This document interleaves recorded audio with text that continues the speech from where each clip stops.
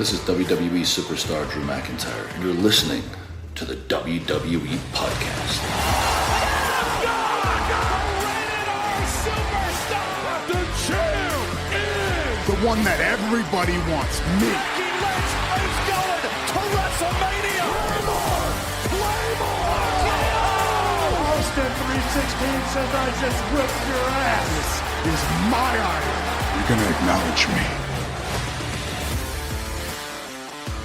All right, everybody. Well, there is no shortage of things to talk about tonight. Tonight, we're going to focus on two specific topics, and I've got Anthony DeMarco here with me, as always, every single Monday night to talk about the current events of WWE, and we usually pick out a couple of stories that happened, and we're going to get into that with Vince and Brock Lesnar's return. But welcome to the show, Anthony. How's everything going? Not bad, man. A bit of a hectic week. I know that we had talked about it. The process of moving is maybe single-handedly the worst thing one could experience in their life. Obviously, I'm grossly exaggerating, but it's completed for the time being. I have to do it all over again in 16 weeks or so. But for now, I can sit back and relax a bit, and I'm sure you know that feeling I'm talking about. I do, and I thought that was like the worst exhaustion, and then you have kids, and then you're like, oh, I didn't know there was a fourth level of hell, and there is. So, yeah, but no, I get it, and definitely we'll get through this tonight, and you can get back to your insanity, and so let's talk about Vince McMahon, because right now, I mean, he seems to be, at least for the moment, the most talked about thing in the world of wrestling. And we all know the story, at least what we can know at this point.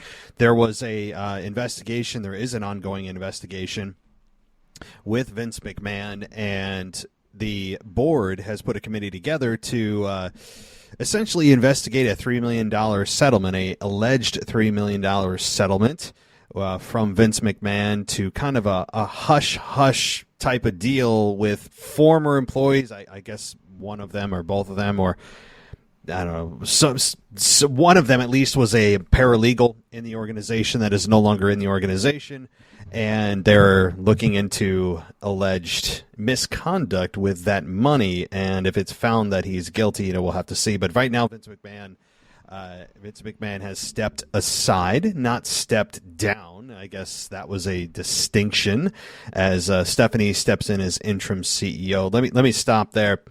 What do you make of this whole thing? Well, I mean, it's kind of crazy when it comes out in concrete info, because we've seen the Mr. McMahon character play someone who has abused their power, has cheated on his wife, had affairs left, right, and center, been obsessive over women. And, I guess you always kind of thought that that was a bit of how the person Vince McMahon was, but you always kind of like to think that it was just the character and Mr. McMahon.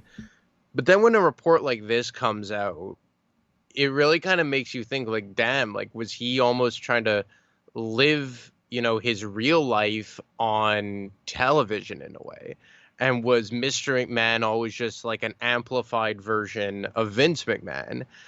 And like, look, I read as much as probably you did, but like, just before I go any further, the early reports is that they were consensual relationships, correct? Yes, that they were consensual, yes. And that they are investigating the fact that he paid $3 million to keep it hush-hush of the company's money. Right, stockholder, shareholder money, yeah. And it's tough because, like, it's awful to hear about, especially when you consider that it happened in 2019, I believe. And you're just like, my God, this guy was probably, like, already in his early to mid-70s, and he's still doing stuff like this. And it really kind of questions, like, it makes you question the person.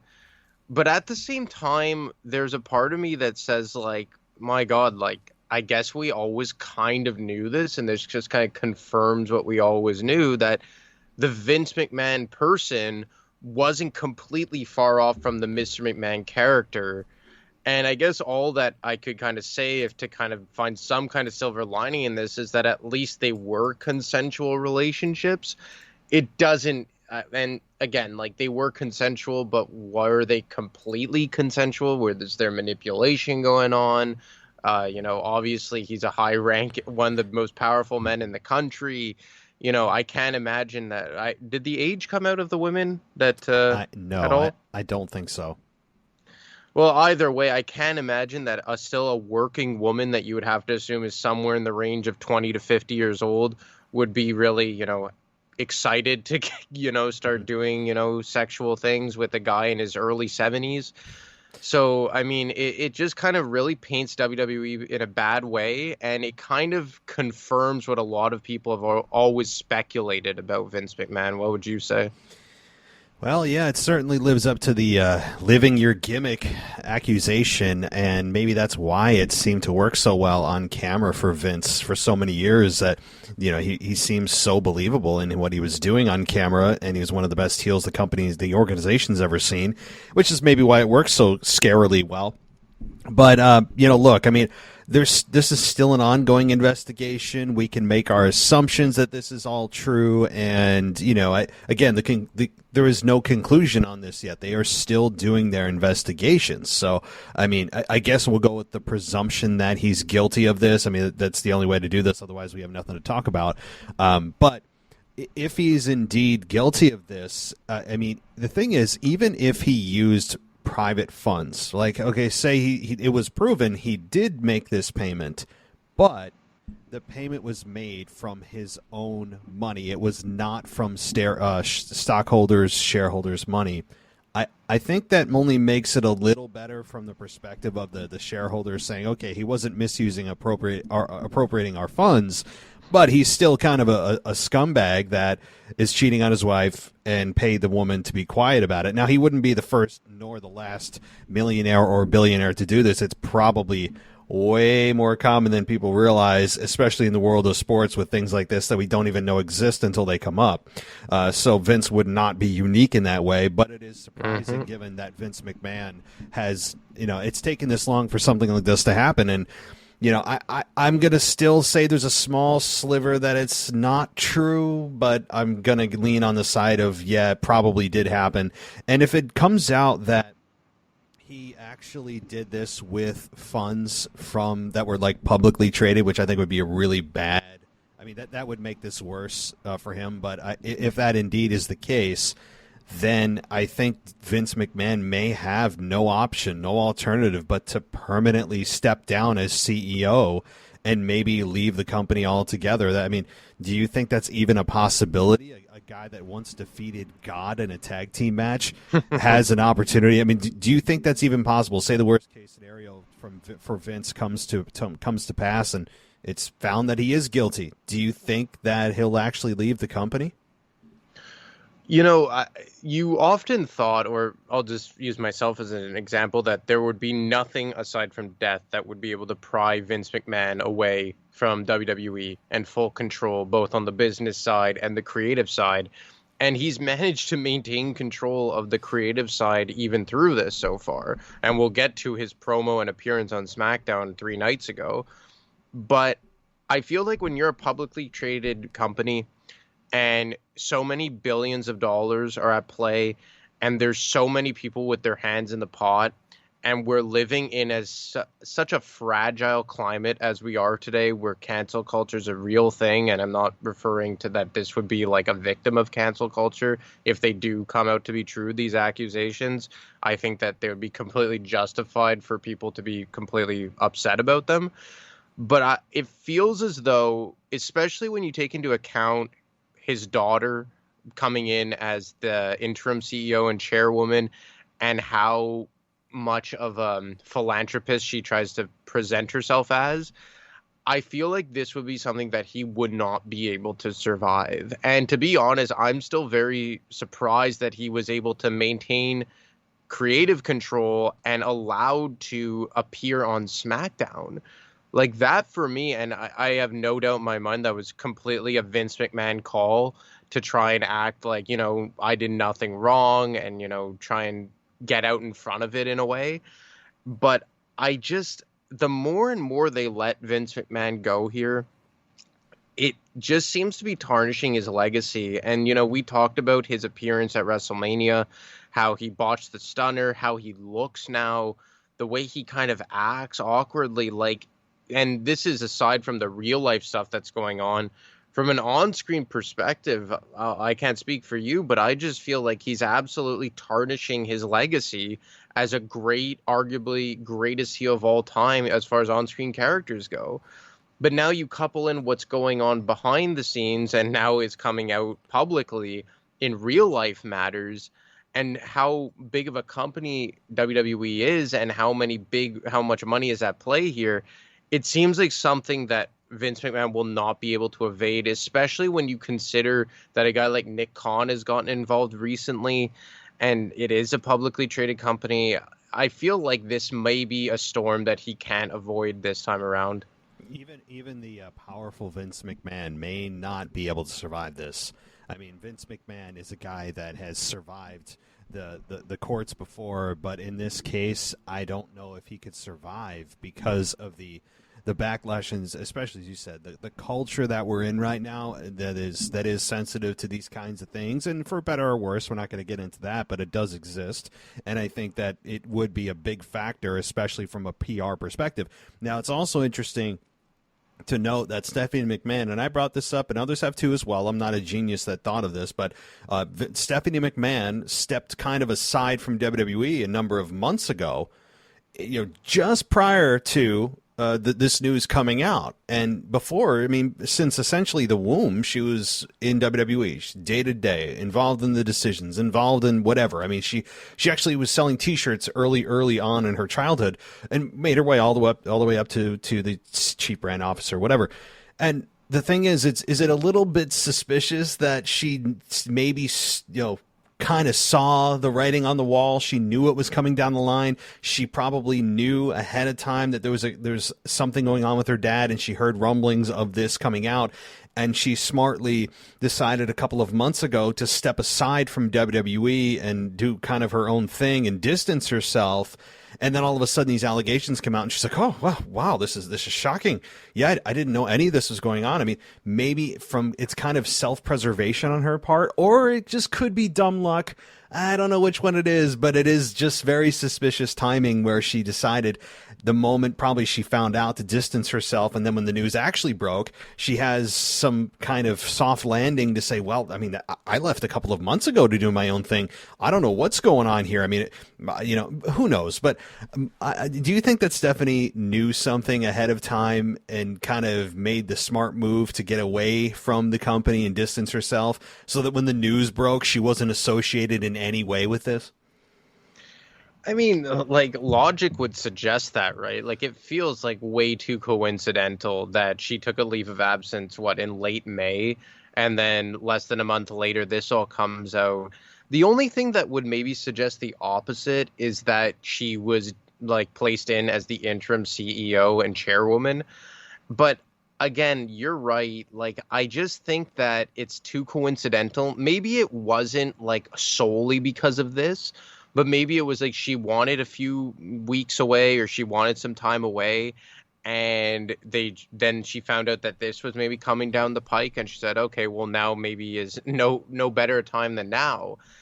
And I mean, just for someone like Stephanie McMahon, who has been so gung-ho about distancing herself from the wrestling aspect of the company, a self-proclaimed philanthropist, all these how would you say, relationships with these companies or these foundations like Connor's Cure and the Susan G. Komen Foundation. I just feel like this would be this is rather the worst possible scenario for someone like Stephanie McMahon. But I guess I'll just flip it into a question back to you. Do you think that her becoming chairwoman and CEO was something that she knew was going to come at the end of the tunnel here? Or do you think that maybe the board of directors just picked her because they truly felt that she was the best person for the job? Well, I think that in every organization, especially one as large and as WWE is, they have a succession plan. They knew, for example, if Vince McMahon were to die and he just gets hit by a bus, they know who's going to step in, and that person is Stephanie. Now, it also is smart from the perspective of creating the illusion or the reality that the company is stable with a McMahon in charge to the shareholders and stockholders. If it was somebody they never heard of that is suddenly the CEO of the organization, people are maybe scrambling, have some doubts, some concerns, and drop some of their stock. I think it is something that they thought of ahead of time, even if this wasn't the case with a scandal, if Vince were to literally die in his sleep or something, that they have to have a succession plan. And I think Stephanie was that succession plan and is that succession plan. And it is smart from the perspective of stability as a whole to the public eye. So, do I think this is going to be permanent? I mean, time will tell. Vince is still involved in the creative, which doesn't surprise me. He's stepping aside, but he's not really stepping away from his work, is what it sounds like. He's still kind of the man, even without the title of being CEO. And him coming out on SmackDown, I just want to say, I really thought that was, I understand why he did it. I understand why he did it because it was to send a message to everybody watching that he isn't going anywhere. He's not shying away from this and emphasizing the word together as if we're supposed to just back him on everything. I think that's what the message was. And he didn't say much of anything, which really pissed me off because it was very kind of narcissistic on his part to just do that. I'm like, dude, you should just go back and take care of business. You don't need to come out here for your own ego to send a message. We know who you are. We know what kind of person you are. Go back and take care of business. You don't need to come out and do this public stunt that is literally, you've said nothing. People were just like, what the hell is this? I was sitting there. I'm like, that's it? He literally repeated the signature video package at the start of the show. That's it? He repeated 4 words. I did not like that at all. I understand why he did it. But I think it was left a lot of people what was the exact point of this, Vince? You took up a small amount of time to do what? To pop a rating because you knew that, oh my God, he's there's a scandal going on. He's going to appear on SmackDown. What the hell is he going to say? And we got literally nothing. Yeah, for me, that reeked of him saying oh, I'm going to show them that I'm actually innocent and I can do whatever I want and I'm not rattled by these reports and nothing's going to stop me. But it's just you literally came out just to tell us that you're still in charge, basically, yeah. Right? There's no other reasoning for him appearing. And I feel like the last few times that Vince has come out, save for what he did lately with Austin Theory, but when it's announced oh, Vince McMahon is going to be on SmackDown, he comes out and he says nothing. It's like when he was meant to open the show, I believe, on SmackDown when they first came back in front of audience, in front of people, and he just came out and he said, "Where the hell have you been?" And then he left. And I'm just, in my head, I'm just just go away. And look, this is not for me to make light of what all these accusations and what's going on in real life. But for a moment, let's talk about Vince McMahon on screen. Does anybody want to see Vince McMahon on screen anymore? For me, it's a no. And it's been no probably since, to be quite honest with you, probably since he got involved with the Roman Reigns and Triple H program back in 2015, 2016. That's the last time that I could remember, and we're talking 6 years ago now, or 6.5 years ago now, that Vince McMahon resembled any kind of version of his past self.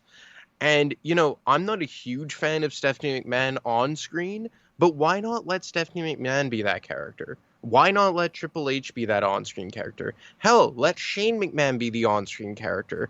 But it's just so sad now, and there's no other way to put it. It's just sad to watch him try and be what he used to be. And I feel like in a lot of ways, that's the way it is in real life too. That he still tries to be that genius, that creative genius, and this over-the-top powerful guy in real life, that he makes these bonehead decisions to book himself to open SmackDown, to quite literally say nothing and just come off as an egotistical narcissist. I don't know. It's sad because, again, take away the real life parts of it for a second. It's sad that he's tarnishing his on-screen character, his on-screen legacy, and now we're seeing him tarnish his real life legacy. it's akin to when people go beyond their wrestling years, when you're just like, dude, it's time to hang up the boots. Can you please stop ruining your legacy? I mean, a lot of criticism was it sent Undertaker's way, and some of it legitimate, some of it not. When it comes to in-ring and when wrestlers just don't know when to let go, I think Vince also has that sickness, and I understand it. Like, even though I don't have the ego the size of Vince McMahon, I do understand it on some level. Like, when you love something so much and this is your baby and you've created it and you have been successful in the past, as you and I said, arguably one of the best heels in the entire industry ever, and he wasn't even a real wrestler. So to let go of that and not appear on screen, I'm sure to him is hard to let go of. But I think also he recognizes, I do still think he has some self-awareness to realize that he can't speak long form much more anymore because he mumbles. Like, you really have to listen to what Vince is saying. He just kind of like mumbles a bunch of words together. And it's like, Grandpa, like, can you slow down? It feels like he just at this point should be kind of in a rocking chair, playing with his grandchildren. Like, when I was your age, pal, I used to be, like that kind of stuff. Like, you shouldn't be running an organization at this age. I mean, he just shouldn't be. That's all. It's time. We all need to move on.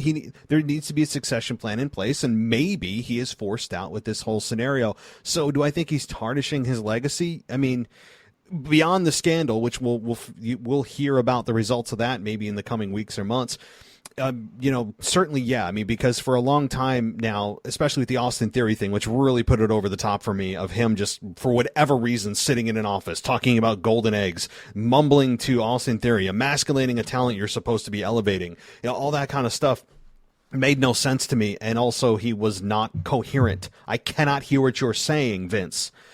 So yeah, and on top of the boneheaded creative decisions, it's just his mental faculties are wearing, as we all will when we get to that age.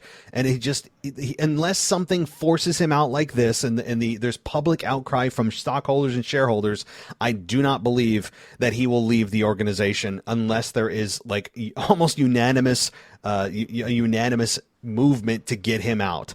So, well, I heard that now Stephanie McMahon, if she sticks in this role, I believe it was Wade Keller who reported it, that if she ends up sticking in this role as the permanent CEO, she's going to lean a lot on Triple H, no surprise there, but Paul Heyman, and that Paul Heyman would get a massive role in creative. And let's just play, for funsies, the hypothetical scenario that Vince McMahon is forced out. Do you think Stephanie McMahon becoming the CEO and chairwoman and delegating a lot of the creative decisions to Paul Heyman and presumably Triple H would be a good thing for the company? Well, I mean, both of them are proven. Like, I mean, Triple H built NXT from literally nothing. I mean, they built it from the days of essentially Double Dare to an established brand that has credibility around the world. And then, of course, Paul Heyman, an established, well-documented creative mind. Now, he's also getting up there in age, too. Age is a factor here, guys. Like, I hate to say it. I'm not saying Paul Heyman is completely out of his prime, but he's on the back nine. I mean, let's be honest. He's not a young guy. But at least in the next 10 to 15 years, could Paul Heyman be a guy that you could rely on? Absolutely. He's proven. He's one of the best promos ever in the industry, ever, bar none, any generation I put him up against. He's a guy that had built ECW. He's a guy that actually created Stone Cold Steve Austin, or at least created the environment to help facilitate Stone Cold to become Stone Cold. So yeah, I mean, I think that would be fine. Why not? I mean, they're both proven. Why go with somebody that you don't know? Now, some people may say, well, it's even with Vince gone, it's kind of the same thing. Like, the apple doesn't fall far from the tree. Stephanie's a chip off the old block, whatever analogy you want to use. And there are some realities to that. I mean, just because Vince is gone, some people think that, all will be well. It'll be a totally fresh new product. Even if that were the case where Paul Heyman and Triple H each run Raw or SmackDown or both or whatever, and Stephanie's the CEO and Vince is gone and the evil Vince McMahon is sitting at home, I still don't think we're going to see a massive change in WWE, because you still have a McMahon in charge. You still have everybody that Vince McMahon hired in creative there, presumably. Everybody that is in the production team and in helping create the product that it is today. You still have all those people there that are all in the same positions. there are no new minds unless you literally clean house and start fresh, which they won't do because it's not a smart move if you're a publicly traded company. There's a lot of restrictions and things you need to consider when you're a publicly traded organization. So I don't think with Vince gone that things are just going to magically change. Now, you may see small things here and there, but I think largely it'll be run mostly the same that Vince has run it, because Stephanie learned under Vince McMahon. She was his daughter, for God's sakes, and she is got Vince McMahon's blood literally running through her veins. So she's not a carbon copy of Vince, but I think largely things won't change. And I hate to say that for people that want to see a massive change in WWE. Yeah, I mean, I just wonder if Stephanie McMahon would delegate more because she so doesn't want to be a part of the actual wrestling aspect of it, right? But like, I wonder if maybe that would be like a hidden positive, that because she doesn't want to be really directly involved with it, that she would delegate more to people with more wherewithal to be better served in that position. But then there's the other aspect about this, and the one guy who's kind of becoming the X factor in WWE is Nick Khan. Like, I know that Stephanie McMahon has assumed the role of chairwoman and CEO, and is it technically a higher position than Nick Khan, who he's the president, if I'm not mistaken. Yep. And I'm just wondering here that since he joined WWE and replaced, I believe her name was Michelle Wilson and George Barrios, I think those were their names, he has kind of just been like taking a machete to the complete organizational structure here. And I think that, like, in a weird way, like, well, I don't think, it's more I'm just like thinking out loud here rather, is like, is he kind of trying to clean up WWE and fix it for the way that maybe the shareholders and the board of directors want to take this company into the future? Do you think that Nick Khan is kind of a big X factor for the company moving forward? Well, he's already been, right? Like you said, he's already been a guy going around with a machete, a sledgehammer, whatever blunt object you want to use. I mean, the guy has had a massive impact, especially over the last couple of years, of not just COVID. COVID didn't help, but the firings, the releases, the shocking releases that have taken place over the last 2 years. I mean, typically it's the week after WrestleMania. I think it's like, they call it like Black Thursday, Black Wednesday, whatever it is, that week following WrestleMania, where there's typically layoffs. There were mass amounts of layoffs the last couple of years and throughout the year, not just one particular time, and not just wrestlers either, like production, travel staff, for obvious reasons, so the guy's already had a massive impact on WWE from a personnel perspective. And I'm sure the organizational chart, if you looked at it with the few hundred people they have working there, looks much different now than it did a couple of years ago prior to Nick Khan coming in. So he's already had a massive impact. Now, I don't know what their plans are moving forward. Like you said, maybe Stephanie McMahon decides, hey, this would be really cool. I'm the first woman chairwoman of WWE, that kind of thing. And she may use that for kind of like women's empowerment or whatever the hell she wants to do. I don't know. But if she doesn't, then perhaps she's just going to get the organization ready for a sale. Now, I know that this has been discussed for 6 to 12 months now about they're going to sell it to Disney. Well, while they didn't, at least up until this point, with Vince gone, maybe he was the one roadblock that Disney could not get to say yes, and they obviously need his blessing. Vince out of the way, Stephanie really doesn't want to run the place. She's more interested in doing her own business ventures. Why not make a few billion, sell the company to Disney, get it, or at least prepare it, sell it to Disney, and then be on her merry way, and then let Disney run the organization? I mean, I'm not saying that's going to happen. I'm not saying that I've heard that's going to happen, but it's, in terms of the information I have at this point, doesn't seem out of the realm of impossibility.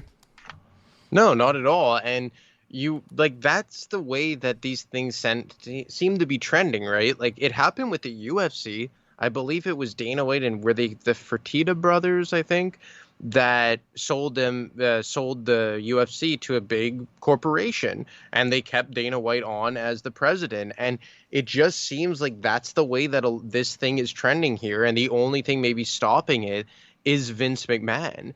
And like, look, they've already sold the WWE network to Peacock, aka NBC Universal. So it would stand to reason that maybe they'll sell the entire company to a company like Disney. And how, like, because let's be honest here, like, do you think that Stephanie McMahon, definitely not Shane McMahon, he hasn't been involved in any major way on the business side for about 12 years now, if not longer? It doesn't seem to me like Stephanie McMahon is chomping at the bit to, be her father's successor and carry on the McMahon legacy as, wrestling promoters. Hell, her father won't even say the word wrestling. They invented the term sports entertainment out of thin air. And Stephanie McMahon has really taken that ball and completely run with it. So I would think that maybe that's where this is going to trend. And Nick Khan kind of seems like a guy who has kind of spearheaded that. You've also heard some rumors that maybe The Rock would buy it because he has a long-standing relationship with Nick Khan that I don't think anyone knew until The Rock's social media post.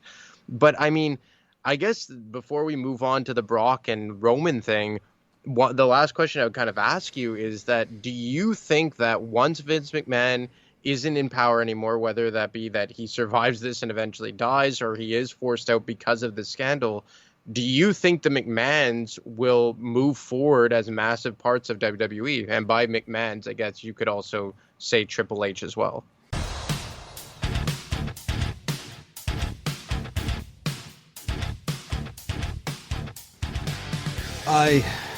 So do I think that WWE is going to move on with a McMahon in charge? Was that your question?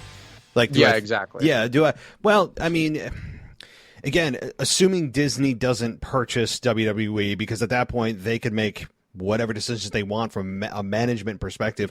I do believe, again, like you said with Shane's a guy that I would love to know the inner workings of the relationship with Shane and Vince and the backstage stuff that's going on with Shane, because he seems to be in, out. Things seem good. Oh, no, they're bad. He's back to doing whatever, making shoes in China. I don't know, whatever he's doing. And so the Shane thing, like you said, that's out. Like, Shane clearly isn't a good fit or doesn't want to be a part of WWE from that perspective. Stephanie is a wild card. Maybe she is interested in doing this, and she does have a little bit of the evil geniusness inside of her that, her dad certainly instilled.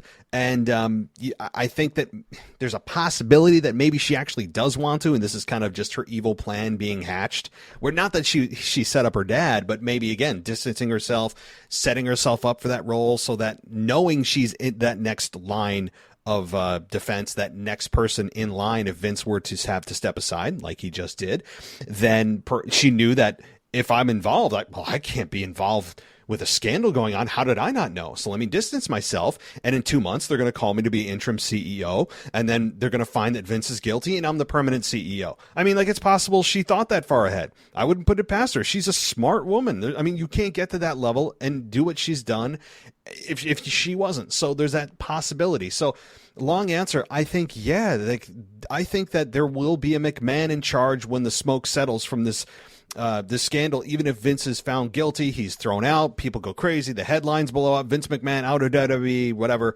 which will be a lot of fun to talk about. But I still, at the end of the day, think the last name of the person running the company will be McMahon. Because you think that even if a company like Disney or, let's say, NBC, whatever, would buy WWE, they would keep a McMahon still in charge to oversee the operations? If they were willing. If Stephanie, here's the thing. If Stephanie's not willing, though, things change, right? Like, if Stephanie McMahon has no interest and she truly does just want to do her own thing, or, sell it, let Disney make whoever they want to make, CEO, president, head of talent relations, all that, then sure, then things change. Stephanie McMahon, to me, though, is the last member of the McMahon family that I think could actually be the CEO. I don't think Shane has any interest based on just the last 20 years of his in and outs and the things we've heard. But if Stephanie's not interested, then all bets are off. I think maybe Paul Levesque, Triple H, could be the guy to actually take it over, or hell, maybe Nick Khan. I mean, he could. I mean, Nick Khan or Triple H. I don't know who else could possibly step in if Stephanie's not interested.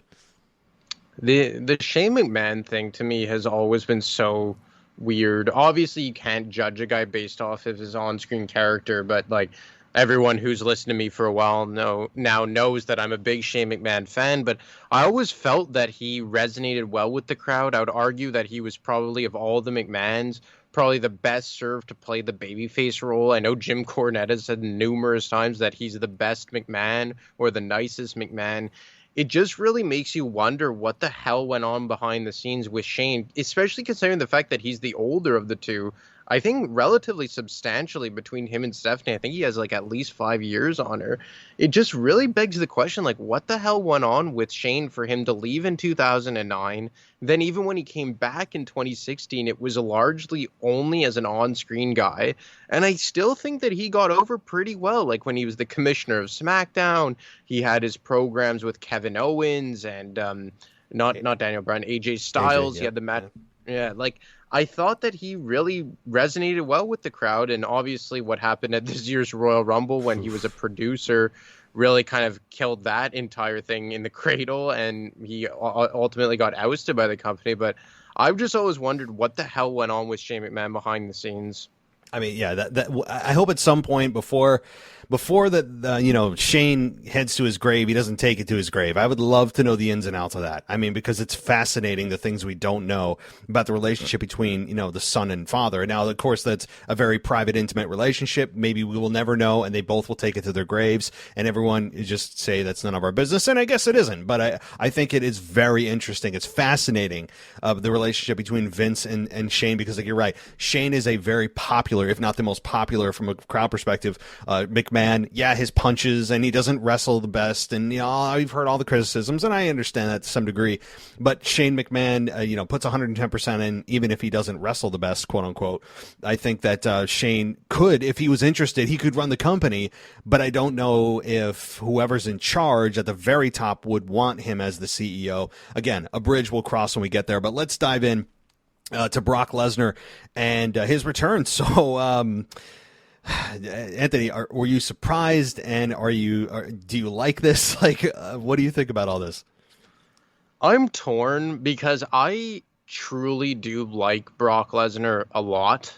I know a lot of people hate him because he's a part-time guy and he always just gets handed these main event type of matches and storylines, and his entire career has been a main event served to him on a silver platter, because he is a massive draw. But I've just always really liked Brock Lesnar. I like that he brings like a legitimacy to WWE. I think he's a very underrated worker. I'm not as big of a fan of Cowboy Brock as I am as Classic Brock. I like Classic Brock way more, but I respect the hell that he's been able to provide another dimension and prove to people that if he wants to be, he can be a standalone character without Paul Heyman talking for him. He's not the best, but he's passable. I like that he's at least proved that he can be a different type of guy than just bouncing up and down and looking big and scary. But I'm with you. I prefer the classic Brock. So I always have time for Brock Lesnar. And I do think that including Roman Reigns, aside from if The Rock comes back or when Austin comes back or even John Cena, but I think maybe he's on the same level as Brock. Brock is like the biggest draw WWE has right now. That really kind of transcends the business that everybody knows. Obviously, his UFC background helps. But this just isn't it. My love for Brock Lesnar isn't enough for me to get behind this. Number one, it's just because we're doing this again.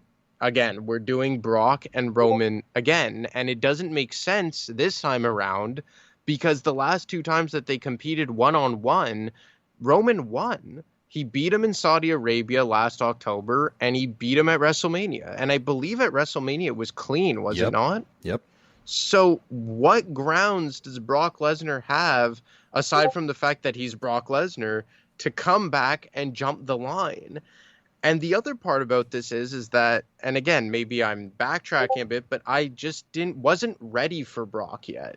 Like, I thought Brock was going to come back post SummerSlam, because it kind of felt like we got like a Brock overload in a lot of ways. And I just think we got a Brock and Roman overload. And I don't know why we're seeing this again.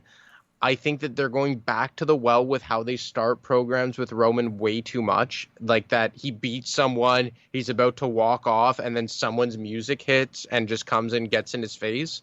We saw that with what was it? When he beat Rey Mysterio, Edge did that. When he beat Edge, John Cena did that. When he beat John Cena, Brock did that. Now when he beat Riddle, Brock did it again. Like, it's just like, do they have no other way to start or build a program involving Roman Reigns? And obviously you have the whole thing with Roman Reigns that, you know, I know absence makes the heart grow fonder. I get that. But the fact that he's occupying both world titles and he's only defended them on screen once since WrestleMania, to me, is inexcusable. Not even at a pay-per-view. It was just on a SmackDown, which we talked about last week, solidified that even though we wouldn't think that Riddle would have a shot even if it was at a pay-per-view. The fact that it was on SmackDown, we knew for a fact that it meant Riddle was not winning. And I just think everything together has just made this very underwhelming, and it's just WWE going back to the well one too many times.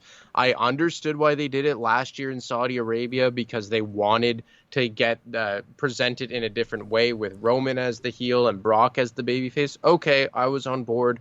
I wasn't a huge fan of them doing it again at WrestleMania, but I understood that they were trying to make it feel like the biggest match of all time. Fine. Wasn't a fan. The match was terrible, but I understood it. This, I don't even understand anymore. It really is puzzling. Like you said, I'm a fan of Brock Lesnar too. How can you not be? Regardless of the program he's in, he's a once in a lifetime athlete, and he is not the greatest on the mic, but that doesn't even matter. That's how big of a deal he is, and how much he's accomplished, and the presence he has, all that, and what he can do in the ring too. Hey, the guy wants to make millions for showing up part time. Are we going to start crapping on Roman Reigns for that? Are we going to start crapping on John Cena for that, or everybody else that's done that and made that path? The Rock? You're telling me we're going to boo The Rock if he comes back and say, "Oh, you're part time, get out of here"? Like, the fans, I understand, get frustrated at a certain point, but the problem with Roman is he's champion, and the really ironic part of this whole thing is that WWE merged these belts together, so Roman has a whole new set of opponents to work with. He can work with the entire roster and show up on Raw more and SmackDown, yet he's done actually less of both. Like, they've actually done the worst possible thing you could do at this scenario, and take the guy that won the belts, and take everything and just put it into hibernation, and it just goes away. Like, that's the worst possible scenario. No, I understand he's working less dates, and Roman's getting paid a lot of money. Great for him. Seriously, happy for him. He's at the point in his career where he can work less and make the same. Good for him. That's what I would want too. But the problem is, now you are sacrificing other opportunities for other people who could be holding one of those belts, or both, if they still want to keep it unified, by what? For what? To hold it for Brock Lesnar to challenge again, that we know he's going to lose for the 14th time? When they could have easily had a rematch with Riddle. Now, I understand the stipulation was, Riddle couldn't challenge Roman again. There's a billion ways around that. I think that would have been a much more fun match with Riddle, only because they've gotten a lot of momentum behind him. People organically like Riddle. And they would have had, I think, a better quality match, especially what we saw on SmackDown. They had a really good match. A lot of really believable near falls, i.e. the RKO that was, or the spear that was reversed into an RKO. Like, there was a moment I'm like, oh crap, like, he could actually win it here, and everyone else thought the same thing. And Riddle is amazing in the ring. They could have built that into the main event of Money in the Bank at the MGM in Las Vegas. But the problem is, again, I think this comes straight from Vince McMahon, is that he wants the biggest main event possible. And he thinks that bringing Brock back is a bigger main event. Now, in one respect, it is.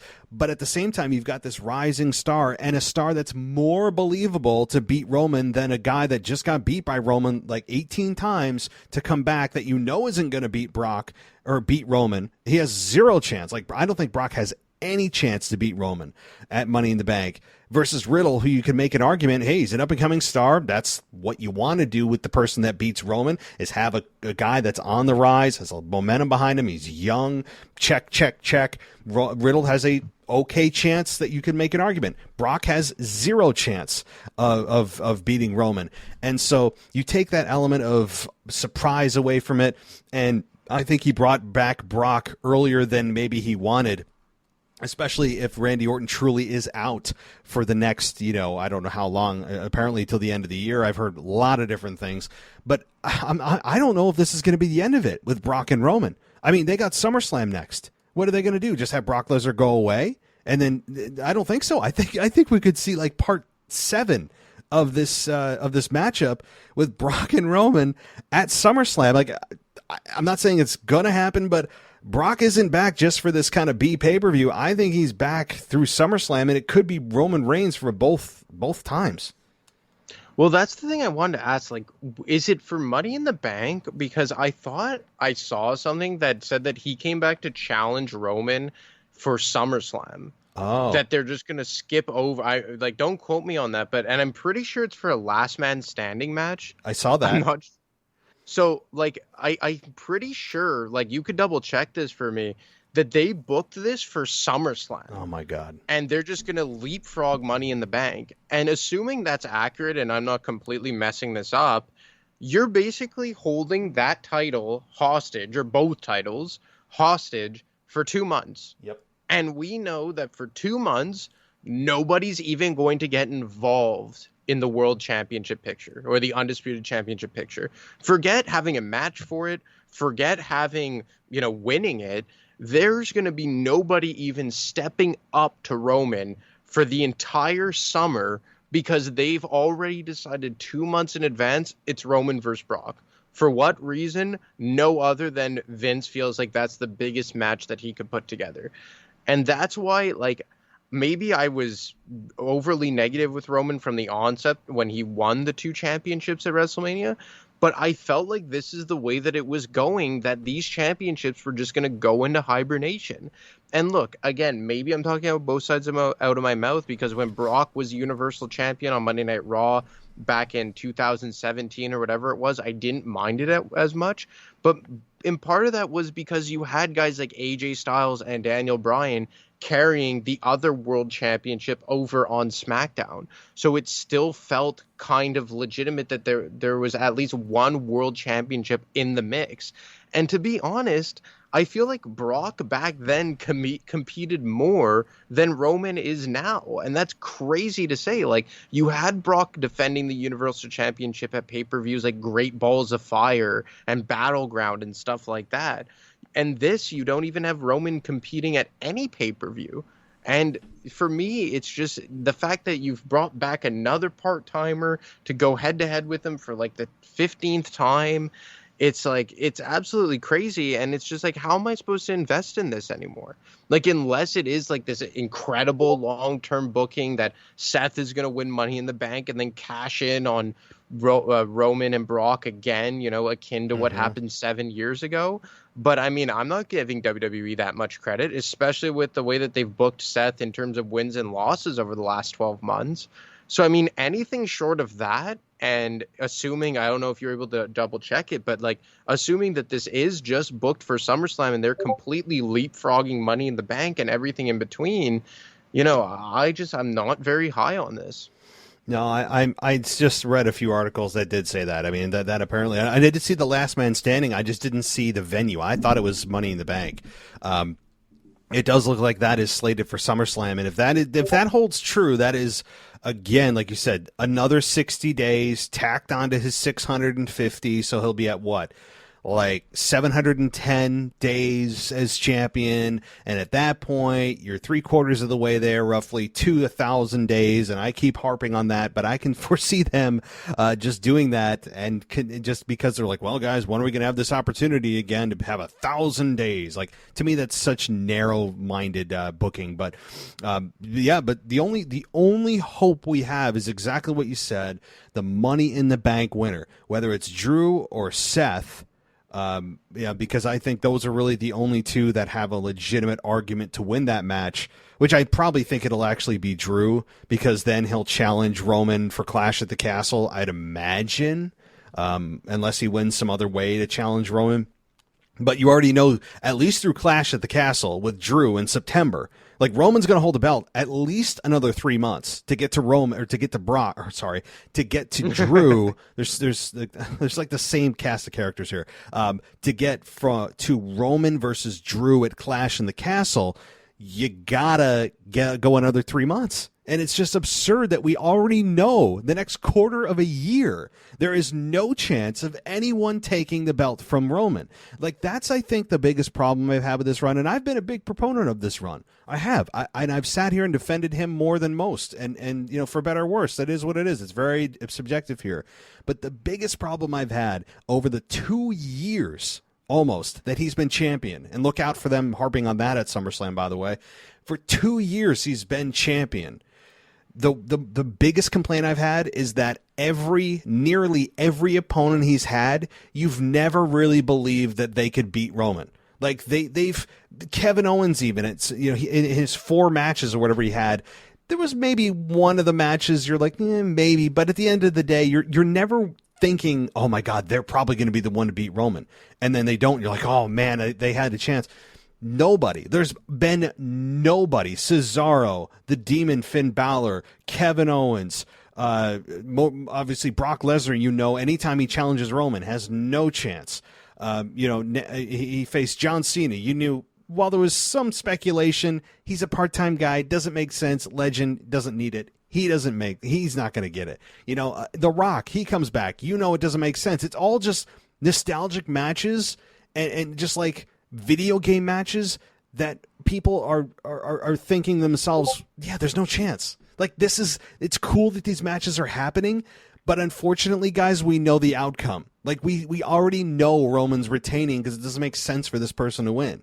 That's been the biggest complaint I've had with this entire run, is that 99% of his opponents, you just going, yeah, it's going to be a fun match, but there's no way they're winning. That's a terrible way to have a title run.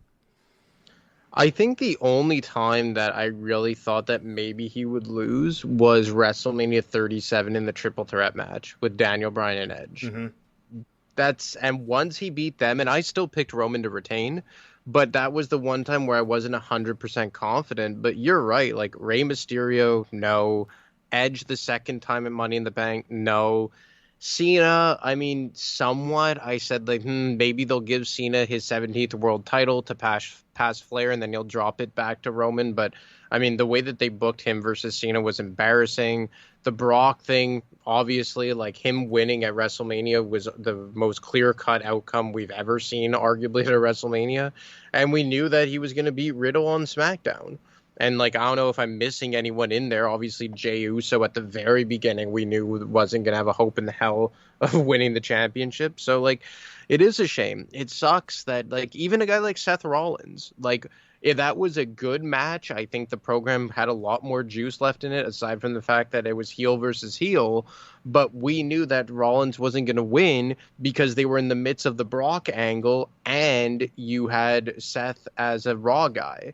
So even that, we knew that Seth didn't have a hope in hell at winning the Universal Championship at the Rumble. So, I mean, it's very unfortunate that even though it has been an excellent run for the most part, I would say all the way up until this year's WrestleMania, I had no complaints with it. I would say that it is still a shame that for the first 18 months when it was red hot, you never presented a formidable opponent for him to go up against. Yeah, it's that. I mean, again, I'm not going to pretend that I wasn't a fan of it. I was a big fan of his run, and to some degree, I still am. I can respect what's going on, but at this point, like, fans are starting to lose their patience in a way that's not good. It's not good heat. It's like people don't want to watch anymore, and I will argue tooth and nail that there is difference in that kind of heat where people just want to change the channel and they don't want to even invest anymore. Disengagement is not heel heat. I think that's the difference that people don't understand sometimes, and so I think that people are at that point. People are at that point where they're just like disengaged and they're just like, oh, well, Roman's going to win. It's going to be a good match.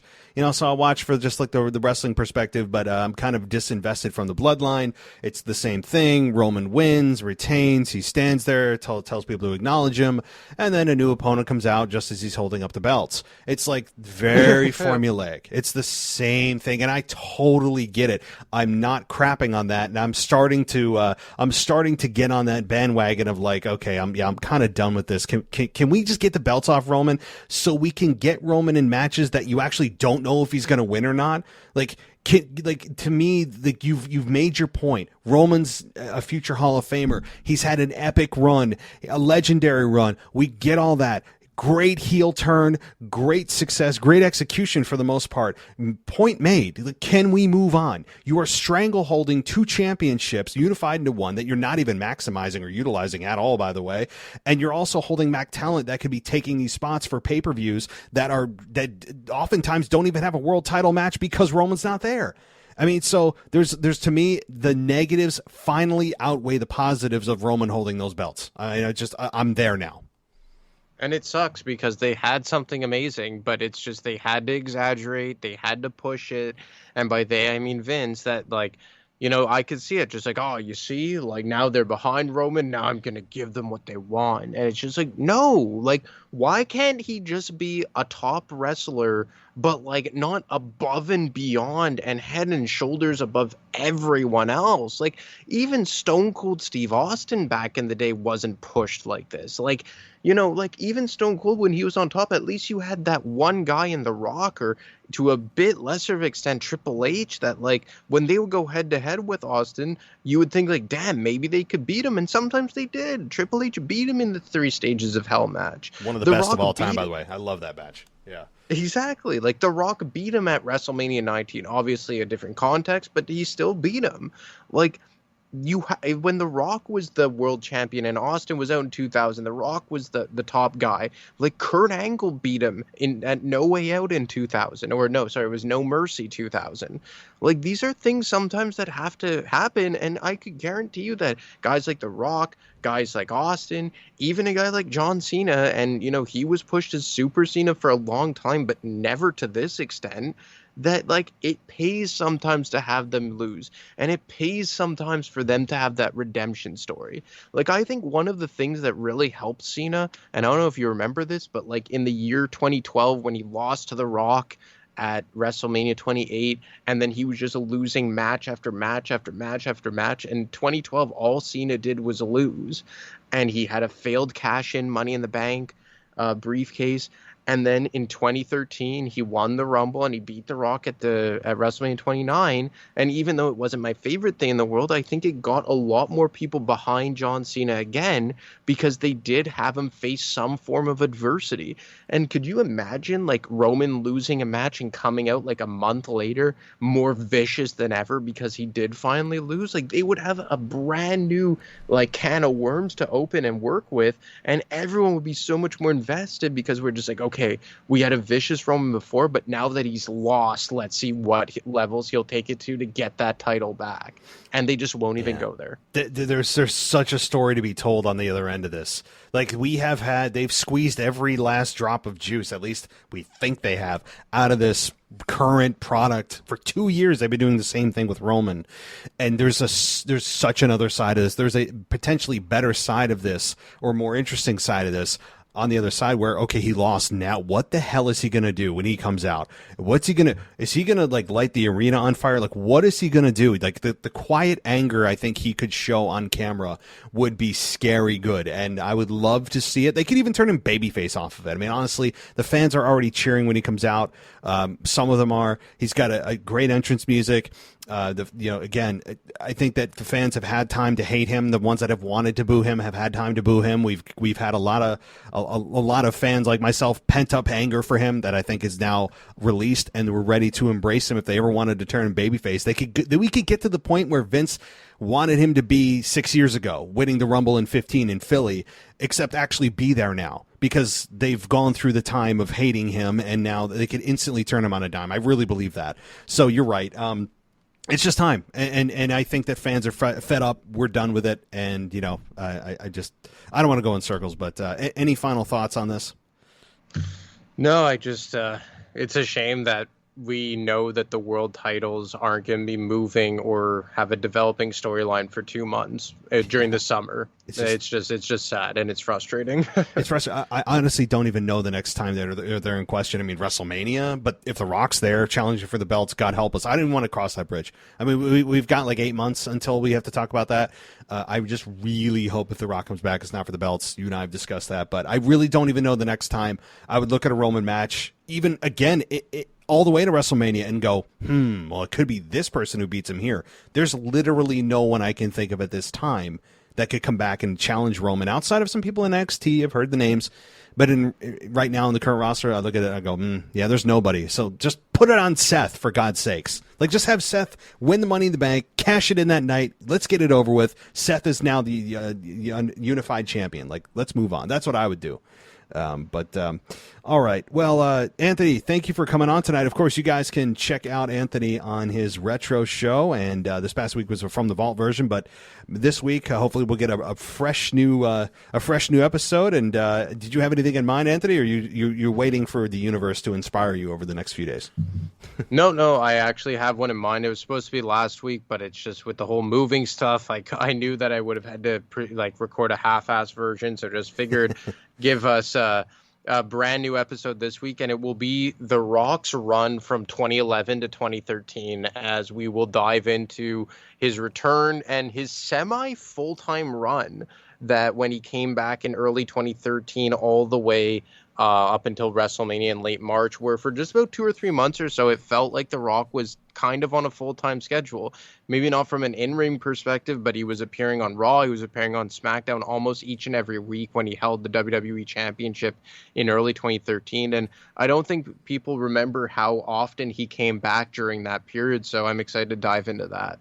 I'm glad you're doing that, because I actually don't remember him there much, but maybe it is a foggy memory, because you look at these legacy stars and you're like, yeah, but they weren't there that much. But I think you're right, that he was there way more than we realize, and that's important. I think he wanted to put some respect on the belts and not just be this absentee champion. So good stuff. I'll be looking forward to it. And you have a social media you want to share as well? Yeah, as always, you can get me at ADamarco25 on Twitter. Awesome. Well, looking forward to the episode, and we will be talking next week. All right, man. Take it easy. Take care.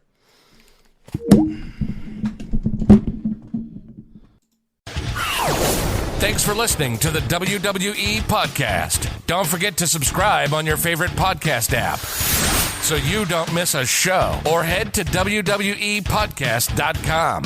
And for all of these shows ad-free, head over to patreon.com/WWE Podcast. Until then, we'll see you next time.